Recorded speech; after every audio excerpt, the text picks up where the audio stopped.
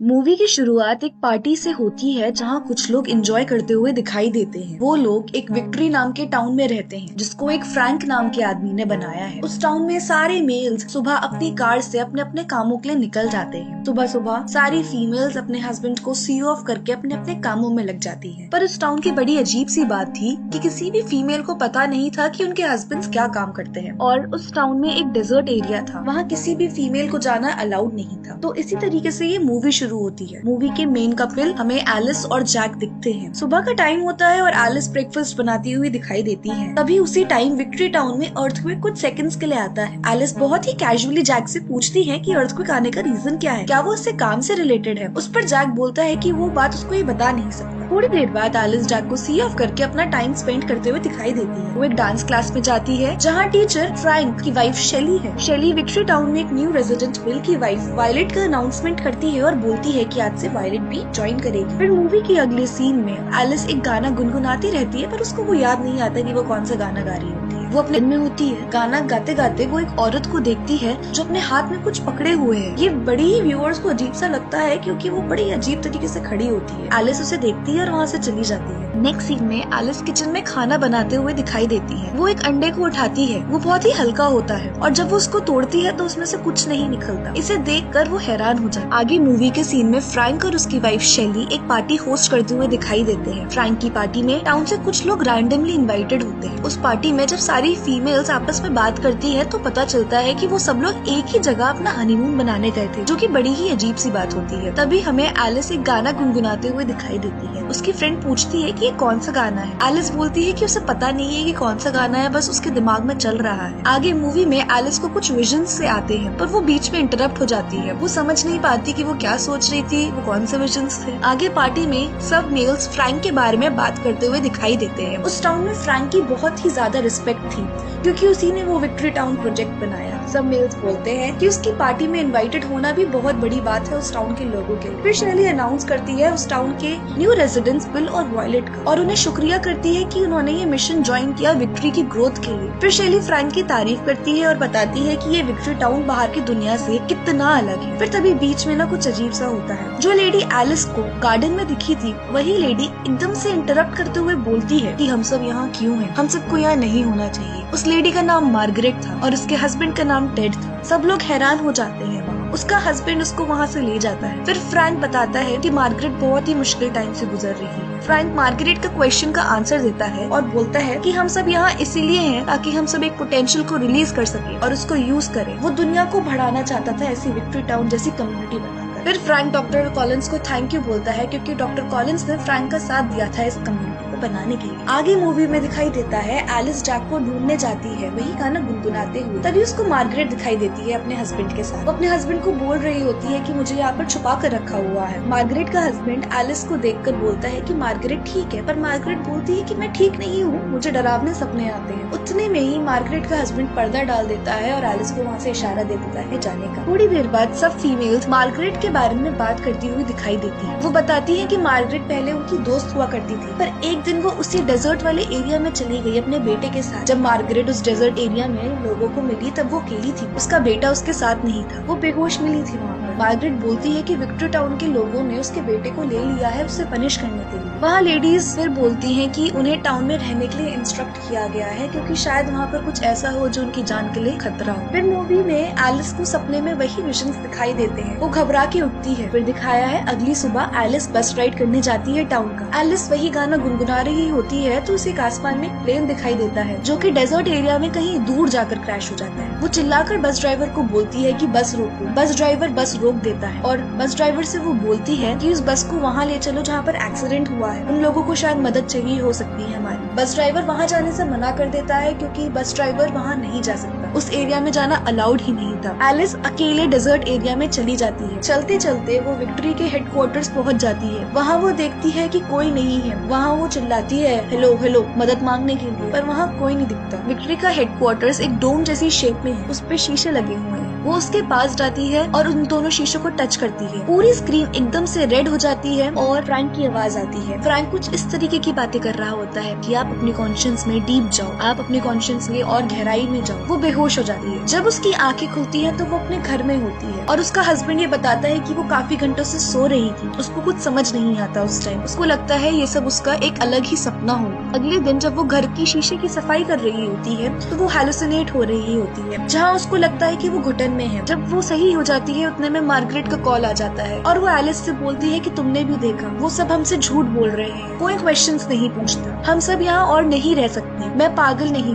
Alice बोलती है कि फालतू की बातें मत करो और घबरा कर फोन रख देती है। एलिस जब डांस क्लास जाती है तब उसे शीशे में डांस करते करते मार्गरेट दिखाई देती है और फिर उसको मार्गरेट अपना सर शीशे में फोड़ते हुए दिखाई देती है। एलिस एकदम से चिल्लाती है जोर से। सब डांस करते करते उसको देख रहे होते हैं। जब एलिस मिरर में फिर से देखती है तो वहाँ उसको कुछ नहीं दिखता। एलिस वहाँ से भाग जाती है। वो भागते भागते मार्गरेट के पास पहुँचती है, जहाँ पर मार्गरेट उसको छत पर खड़े होकर सेल्फ हार्म करती हुई दिखाई देती है। वो एकदम से चिल्लाती है मार्गरेट को देखकर और कुछ लोग रेड कपड़ों में उसको पकड़ के ले जाते हैं उसके घर। रात में मूवी में जब एलिस बताती है तो जैक उसकी बात को नहीं सुनता। वो बोलता है कि वो गिर गई थी और वो भी हॉस्पिटल में है, वो एक बस एक्सीडेंट था। एलिस कुछ समझ नहीं पाती और बताती है कि मार्गरेट ने उसके पास कॉल किया था उसकी मदद मांगने के लिए और शायद एलिस ने इग्नोर किया, इसलिए उसने ये सब किया। वो जैक से बोलती है कि सब कुछ अजीब सा हो रहा है, यहाँ सब कुछ सही नहीं लग रहा। वो जैक से पूछती है कि वो लोग विक्ट्री प्रोजेक्ट पे क्या काम कर रहा है और बाकी सब लोग भी क्या काम कर रहे हैं। जैक उस पर चिल्लाकर बोलता है कि शांत हो जाओ, मैं इसके बारे में डिस्कस नहीं कर सकता, क्योंकि उसके लिए विक्ट्री मिशन काफी ज्यादा मैटर करता है।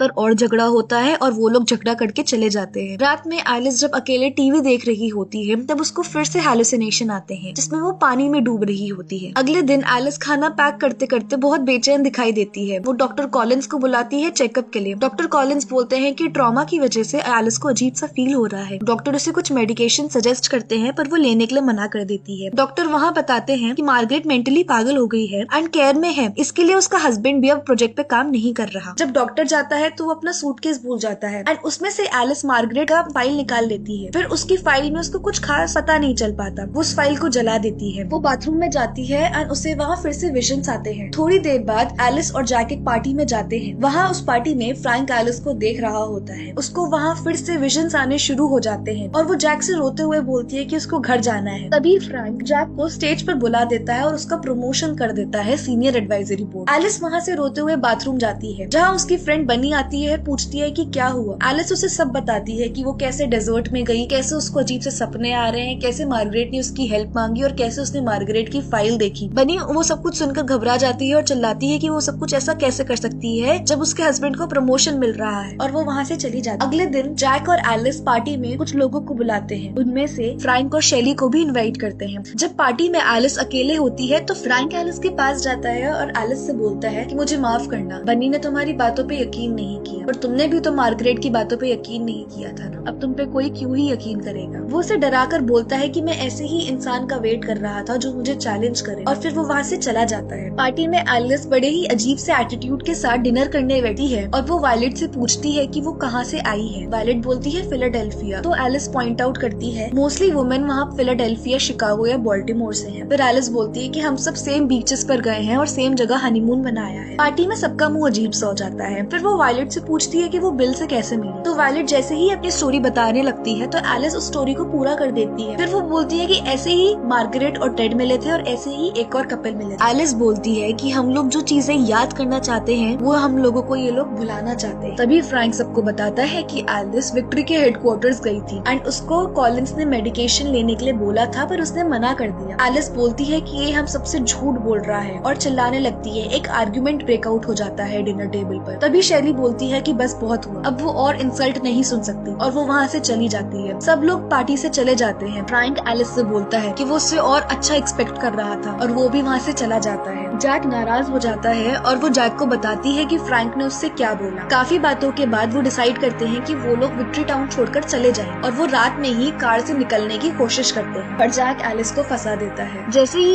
एलिस कार में बैठती है एकदम से जैक रो जाता है और उसे सॉरी सॉरी बोलने लगा है कि मैं ये सब कुछ नहीं चाहता था। वो समझ नहीं पाती कि क्या हो रहा था और इतनी ही देर में वही रेड कपड़े में वो लोग आ जाते हैं और एलिस को ट्रीटमेंट के लिए ले जाते हैं। एलिस चिल्लाती रहती है मगर उसको ये ट्रीटमेंट के लिए ले ही जाती है एंड कार में जैक बहुत तेज रोते हुए दिखाई देता है। वो उसको हॉस्पिटल में ले जाते हैं जहाँ डॉक्टर कॉलिंस उसका ट्रीटमेंट करता है। उसे फिर कुछ विजन्स आने दिखाई देते हैं जिसमें वो विक्ट्री टाउन में नहीं होती, वो कहीं और होती है और वो डांस कर रही होती है जैक के साथ। जैक उन विजन्स में बहुत ही अलग दिख रहा होता है। जैक बोलता है कि तुम्हारा मैं कैसे ख्याल रखूंगा। एलिस बोलती है कि हम कोई तरीका निकाल लेंगे। फिर धीरे धीरे व्यूअर्स को समझ में आता है कि वो विजन्स नहीं थे, वो एलिस की पुरानी मेमोरीज थी। फिर आगे दिखाया है कि वहाँ पर उन मेमोरीज में एलिस एक डॉक्टर है जहाँ वो अपने पेशेंट्स के साथ मोस्टली टाइम स्पेंड करते हुए दिखाई देती है। वो जैक को टाइम नहीं दे पाती। वहाँ वो लोग फाइनेंशियली स्टेबल नहीं होते और एलिस पूरे टाइम काम करती रहती है पैसे कमाने के लिए। जैक को ये पसंद नहीं था। फिर आगे दिखाया है जैक और एलिस आर्ग्यूमेंट करते हैं और वो लोग खुश नहीं थे। जब एक दिन जैक एलिस को डांस के लिए बोलता है तो वो बोलती है कि वो बहुत थकी हुई है काम से और वो सोने चली जाती है। फिर उसी दिन जैक कंप्यूटर पर होता है और फ्रैंक की आवाज आती है। फ्रैंक बात करता है एक दुनिया बनाने की, एक अलग कम्युनिटी ज्वाइन करने की। यहाँ से हमें पता चलना शुरू होता है कि विक्ट्री टाउन एक अजीब सी जगह है और वो जो विजन्स एलिस को आते हैं वो विजन्स नहीं, वो रियलिटी है, वो उसकी पुरानी मेमोरीज है। फिर मूवी में एलिस का ट्रीटमेंट खत्म हो जाता है और उसको सब भुला दिया जाता है उसकी पुरानी लाइफ के बारे में। वो खुशी खुशी अपने घर जाती है। वहाँ कार से निकलकर वो बनी को एकदम से हक करती हुई दिखाई देती है। बनी और एलिस कुछ देर बात करते हैं, तभी बनी के बच्चे आ जाते हैं और वो एलिस उनसे बात करने चली जाती है। तभी बनी थोड़ी इमोशनल दिखाई देती है। फिर मूवी में थोड़ी देर बाद जैक एक गाना गाता है। एलिस भी काम करते करते वही गाना गाने लगती है और एलिस को वो गाना याद आ जाता है, उसकी लिरिक्स याद आ जाती हैं। वो गाना वही होता है जो एलिस अपनी रियल लाइफ में गाया करती थी जैक के साथ और उस पर डांस किया करती थी। और जैसे ही एलिस को वो गाना याद आ जाता है उसको वो सब कुछ याद आने लगता है जो उसकी रियल लाइफ में हुआ था, जो डॉक्टर कॉलिंस ने उसको भुला दिया था। फिर मूवी में फ्लैशबैक में चले जाते हैं जहाँ पता चलता है कि जैक ने अपनी वाइफ को एक बेड पर सिमुलेशन वाली लाइफ में रखा है। जैक को रियल लाइफ में लगता है कि वो अपनी वाइफ एलिस को अच्छी लाइफ नहीं दे पा रहा था, इसलिए उसने फ्रैंक के साथ मिलकर एलिस को सिमुलेटेड लाइफ, जिसमें जैक को अलॉटेड आवर्स के लिए उस सिमुलेटेड लाइफ में जाना होता है और बाकी रियल लाइफ में काम करना पड़ता है पैसे कमाने के लिए, ताकि एलिस अच्छे से सिमुलेशन में अच्छी लाइफ में रहे। एलिस को सब याद आ जाता है और वो एकदम से चिल्लाती हुई जैक से दूर भाग जाती है। जैक बोलता है कि मैंने ये सब कुछ तुम्हारे लिए करा, तुम पूरे टाइम काम करती रहती थी, तुम्हें अच्छी लाइफ देने के लिए मैंने सब कुछ करा। पर एलिस बोलती है कि मुझे काम करना पसंद था, वो मेरी लाइफ थी और वो तुमने मुझसे ले ली। जैक एलिस से चिपक जाता है और सॉरी सॉरी बोलने लगता है। एलिस उसको दूर हटाने की कोशिश करती है पर वो दूर नहीं हटा। एलिस के हाथ में एक ग्लास आता है और वो उसके सर पे मार देती है और जैक की मौत उसी टाइम हो जाती है। जैक का ब्लड एलिस की व्हाइट ड्रेस पे लग जाता है। इतने में ही बनी उसकी फ्रेंड आ जाती है और वो जैक को देखकर बोलती है कि तुम यहाँ से भाग जाओ। एलिस से बताने की कोशिश करती है जल्दी जल्दी, पर बनी कहती है कि मुझको ये सब कुछ पहले से पता है कि वो एक सिमुलेटेड लाइफ में है। एलिस उससे पूछती है कि तुम सिमुलेटेड लाइफ में फिर क्यों रहना चाहती हो, तो बनी बताती है कि सिमुलेटेड लाइफ में मेरे बच्चे रियल हैं, असल जिंदगी में मेरे बच्चे नहीं है वहाँ, तो उसको अपने बच्चों के साथ रहना है इसलिए वो सिमुलेटेड लाइफ में जी रही। तब बनी बोलती है एलिस से कि तुम वहाँ से जल्दी से भाग जाओ वरना वो लोग तुम्हें भी मार देंगे। तब एलिस बाकी वाइफ के बारे में पूछती है कि क्या उनको भी पता है कि वो यहाँ पर है। बनी मना कर देती है। बनी बोलती है कि अगर किसी भी वाइफ का हस्बैंड इस लाइफ में मर गया है तो उसकी भी वाइफ को मार देते हैं, तुम यहाँ से भाग जाओ हेडक्वार्टर्स यहाँ से निकलने के लिए। विक्ट्री टाउन में रेड अलर्ट हो जाता है और सब लोग अपने घर के बाहर आ जाते हैं। एलिस बाहर जाती है और सब लोग उसे कार से देखकर शॉक हो जाते हैं कि पूछते हैं कि उसे क्या हुआ और जैक कहाँ है। एलिस कार लेके भागने की कोशिश करती है और सभी आदमी उसको रोकने के लिए लग जाते हैं। एलिस को कार चलाना आता था क्योंकि वो जैक के साथ ड्राइव करती थी। वो अच्छी ड्राइव करके डेजर्ट एरिया में जैसे तैसे पहुंच जाती है और वहाँ उसका 3 कार्स पीछा करने लगती है। वो चालाकी से तीनों कारों को क्रैश करवा देती है जिस पर डॉक्टर कॉलिंस मर जाता है। फ्रैंक के पास कॉल पहुंच जाता है कि डॉक्टर कॉलिंस अब नहीं रहा और फ्रैंक बोलता है कि एलिस को एग्जिट करने मत देना। ये बात शेली सुन लेती है और शेली को भी सब कुछ याद आ जाता है और वो फ्रैंक के पास आकर उसके पेट में चाकू डाल देती है और वो बोलती है कि तुम पागल इंसान हो। फ्रैंक की उसी दौरान मौत हो जाती है। एलिस हेडक्वार्टर्स पहुंचती है जल्दी जल्दी और वो देखती है कि उसको यहाँ कुछ लोग पीछा कर रहे थे। वो भागकर अपना डोम पर हाथ रख देती है और वो वापस रियलिटी में आ जाती है। मूवी इसी के साथ खत्म हो जाती है।